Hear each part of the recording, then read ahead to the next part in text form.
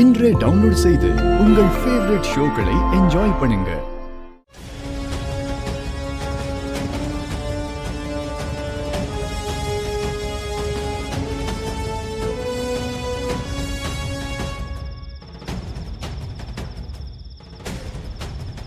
மகா, இந்த நேரத்துல ஏன் இங்க நிக்கிற?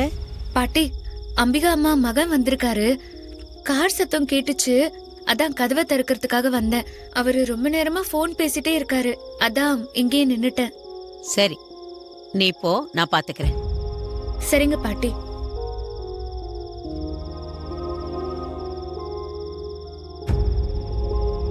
சரி, இன்னொரு தடவை அந்த பொண்ணை பார்த்தா ப்ளீஸ் எனக்கு இமிடியேட்டா கால் பண்ணுங்க.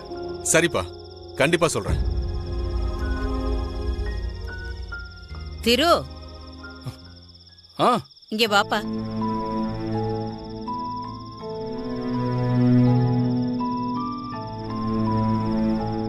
என்னப்பா இவ்வளவு நேரம்? இன்னைக்கு ஆஃபீஸில் கொஞ்சம் வேலை அதிகம் பாட்டி, அதான் லேட் ஆயிடுச்சு. நீங்க ஏன் இன்னும் தூங்காம இருக்கீங்க? நான் தான் உங்களை சீக்கிரம் தூங்க சொல்லியிருக்கேன்ல. என்னப்பா பண்றது திரு, படுத்து பார்த்தேன், தூக்கமே வரல. பாட்டி சரி, நீங்க போய் படுங்க, எனக்கு கொஞ்சம் வேலை இருக்கு, நான் வந்துடுறேன். எங்கப்பா போற? அது பக்கத்துல தான் பாட்டி, நான் வந்துடுறேன், நீங்க படுங்க. ஆ சரிப்பா, சீக்கிரமா வந்துரு. சரியா? பத்ரம். கௌதம், கௌதம், கௌதம்.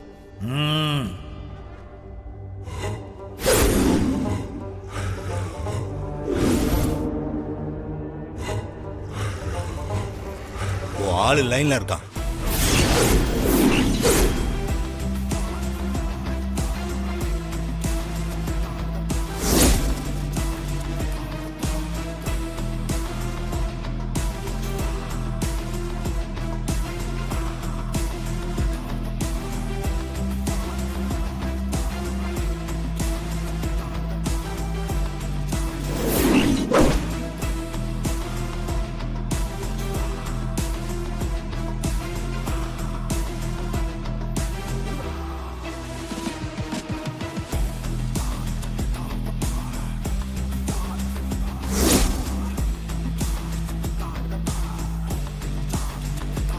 சொல்றா.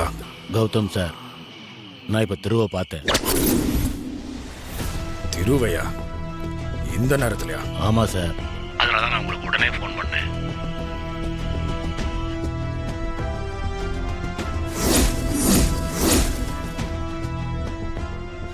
எந்த வீட்டுக்குள்ள போனான்னு பாத்தியா?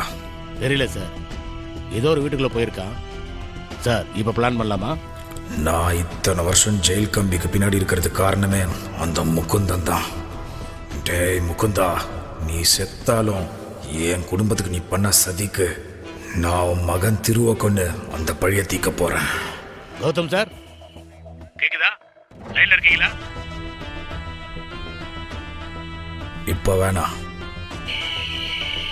நாளைக்கு நான் ஜெயிலிருந்து ரிலீஸ் ஆகிறேன். என் கையாலேயே நான் அந்த திருவ கொன்னுடுறேன். வெயிடா போன. Okay sir.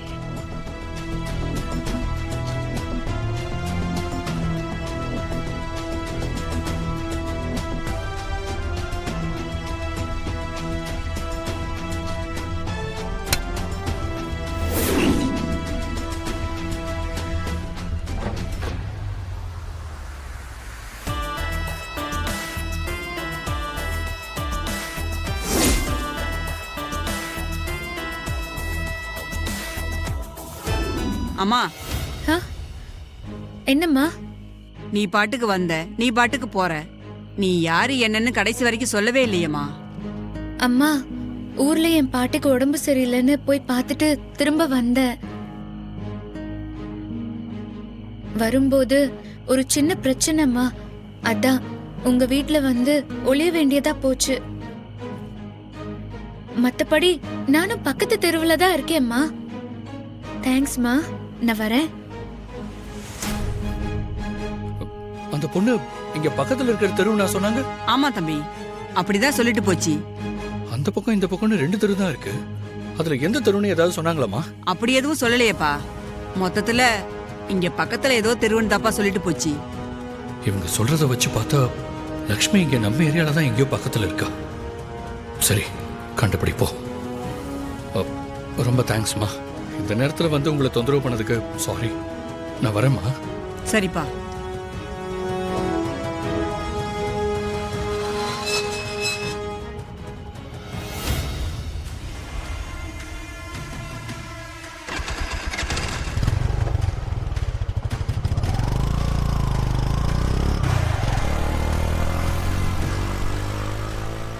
யாரா இருக்கும் இவன்? இவன் யதார்த்தமா வண்டியில் நம்மளை ரோட்டில் இடிக்க வந்தவனாச்சே. இவன் எதுக்கு நம்மளை ஃபாலோ பண்ணிக்கிட்டே வரான்? இந்த நம்பரை முதல்ல அமுச்சு விட்டு அவன் யார் என்னன்னு விசாரிக்கணும். விசாரிப்போம்.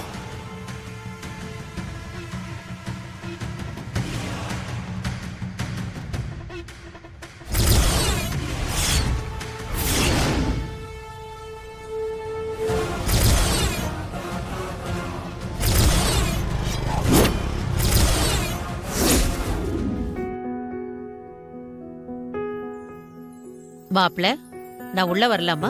அத்தை, என்னத்த? வாங்கத்த, வாங்க. காஞ்சனா, யார் வந்திருக்காங்கன்னு பாரு. வரேங்க. நல்லா இருக்கீங்களா? நல்லா இருக்கத்த. மா, வாங்கம்மா. என்ன திடீர்னு வந்திருக்கீங்க?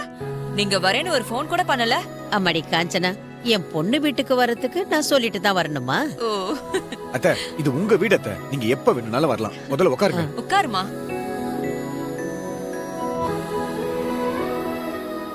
என்னவோ தெரியல, உங்களை எல்லாம் பார்க்கணும் போல இருந்தது.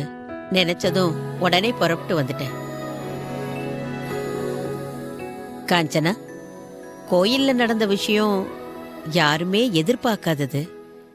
நாம ஒண்ணு நினைக்கிறோம், ஆனா வேற ஒண்ணு நடக்குது. கோயில்ல நடந்த விஷயத்தினால நீங்க ரொம்ப சங்கடமா இருப்பீங்கன்னு நினைச்சுதான் உங்க எல்லாரையும் நேர்ல பாத்துட்டு போலான்னு வந்தேன். காஞ்சனா, நீ அத்தை கிட்ட பேசிக்கிட்டு இரு, நான் வந்துடுறேன். அத்தை, ஒரு எமர்ஜென்சி கால். நான் பேசிட்டு சரி வந்துடுறேன். மாப்பிள்ள. ஹலோ. அம்மா, ஆ, நீங்க இருங்க, சொல்லு. நான் டீ ஏ கொண்டு வரேன். உட்காரு, அதெல்லாம் ஒண்ணு வேணாம். நீ என்னைக்கு அந்த அம்பிகா கிட்ட கோயில்ல மன்னிப்பு கேட்ட விஷயத்துல எனக்கு கொஞ்சம் கூட உடன்பாடே இல்லம்மா. பிடிக்கவும் இல்ல. நீ பாட்டுக்கு டக்குன்னு எதை பத்தியுமே யோசிக்காம அவகிட்ட மன்னிப்பு கேட்டுட்ட. அந்த சூழ்நிலையில வேற என்னமா என்ன பண்ண சொல்றீங்க? ஸ்ரீக்காக வேற வழியே இல்லாம நான் அப்படி நடந்துக்க வேண்டியதா போச்சு. உண்மைதான் காஞ்சனா. இல்லைன்னா அந்த நிமிஷத்துக்கு திருவையும் நம்மால சமாளிச்சிருக்கவே முடியாது. அவன் பிறந்ததுல இருந்தே அவன் அம்மாதான் உலகம்னு ஆயிடுச்சு.